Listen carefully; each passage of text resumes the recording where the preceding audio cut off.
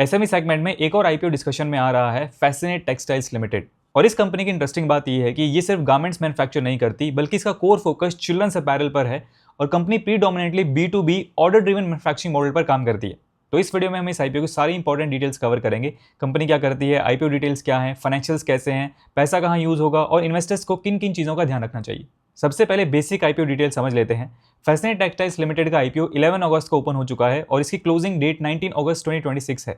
इस आईपीओ का price band 142 से 151 रुपीज़ पर शेयर का रखा गया है। कंपनी की फेस वैल्यू 10 रुपीज़ पर शेयर है। इश्यू साइज की बात करें तो company total 42,93,600 equity shares issue कर रही है। इसमें से फ्रेश इशू 34,57,600 शेयर्स का है, जबकि ऑफर फॉर सेल 8,36,000 शेयर्स का है। यानी आईपीओ का मेजर पोर्शन फ्रेश इशू है। आईपीओ से कंपनी को जो पैसा मिलेगा वो कहाँ यूज करेगी। फ्रेश इशू प्रोसीड्स में से अप्रॉक्सीमेटली 12.4 करोड़ एक एडिशनल मैन्युफैक्चरिंग फैसिलिटी एस्टैब्लिश करने के लिए यूज किए जाएंगे।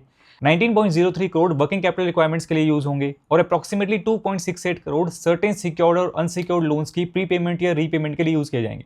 Remaining amount general corporate purposes और इशू रिलेटेड एक्सपेंसेस के लिए यूज होगा। यानी फ्रेश कैपिटल का एक सिग्निफिकेंट पोर्शन बिजनेस की कैपेसिटी एक्सपेंशन और वर्किंग कैपिटल में जा रहा है, जो फ्यूचर में कंपनी को लार्जर ऑर्डर्स हैंडल करने में हेल्प कर सकता है। अब कंपनी के बिजनेस के बारे में बात करते हैं। फैसिनेट टेक्सटाइल्स लिमिटेड 2017 में इनकॉर्पोरेट हुई थी। कंपनी रेडीमेड गारमेंट्स मैन्युफैक्चर करती है और इसका कोर फोकस चिल्ड्रंस अपैरल पर है। इसके प्रोडक्ट पोर्टफोलियो में infant wear, kids wear, women wear और मेन्स वियर शामिल हैं, जिसमें T shirts, joggers, vest, leggings, short और इन्फेंट गारमेंट जैसे प्रोडक्ट्स आते हैं। कंपनी की अपनी मैन्युफैक्चरिंग फैसिलिटी वेस्ट बंगाल में है, जहां major production activities carry out की जाती हैं। Fascinate textiles predominantly B2B model पर काम करती है और लार्ज फॉर्मेट रिटेलर्स और होलसेलर को OEM मैन्युफैक्चरिंग पार्टनर के तौर पर सप्लाई करती है। सिंपल लैंग्वेज में समझे तो कंपनी प्राइमरली अपने क्लाइंट्स के लिए गारमेंट्स मैन्युफैक्चर करती है रेदर देन डायरेक्टली कंज्यूमर को अपने ब्रांड के थ्रू सेल करना। कंपनी का बिजनेस ऑर्डर ड्रिवन है। 31 मार्च 2026 तक कंपनी के पास टोटल 254 एम्प्लॉइज थे। चलिए अब फाइनेंशियल्स की बात कर लेते हैं। सबसे पहले रेवेन्यू देखते हैं। FY26 में कंपनी की टोटल इनकम 117.23 करोड़ रही। FY25 में 60.28 करोड़ थी और FY24 में टोटल इनकम 28.90 करोड़ थी। यानी FY25 से FY26 में टोटल इनकम अप्रॉक्सीमेटली 94% ग्रो हुई है। एबिडा की बात करें तो FY26 में कंपनी का एबिडा 24.15 करोड़ रहा, जो FY25 में 10.1 करोड़ और FY24 में 1.68 करोड़ था। FY26 में एबिडा मार्जिन 20.5% रहा। प्रॉफिट की बात करें तो FY26 में कंपनी का पैट 15.07 करोड़ रहा।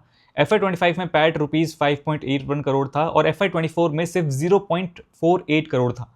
यानी FY25 से FY26 में पैट अप्रॉक्सीमेटली 159% ग्रो हुआ है। FY26 में पैट मार्जिन 12.89% रहा।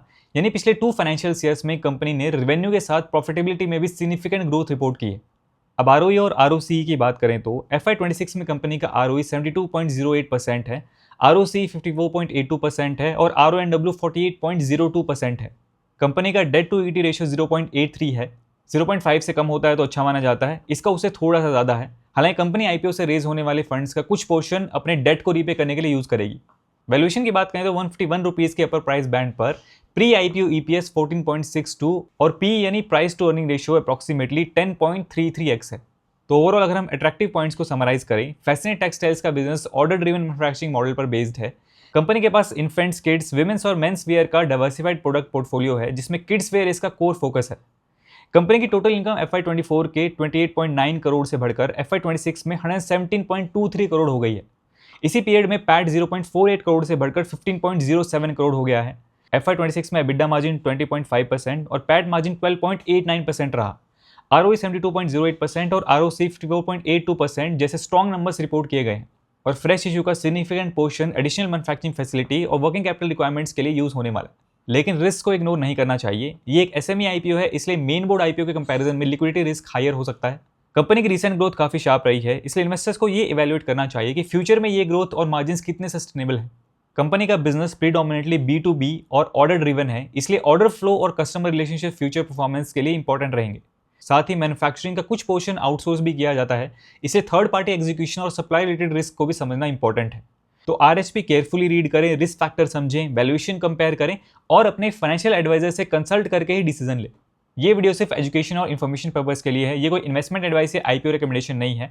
आपको क्या लगता है इस आईपीओ के बारे में कमेंट सेक्शन में अपना ओपिनियन जरूर शेयर कीजिए। मिलते हैं नेक्स्ट वीडियो में। Thanks for watching.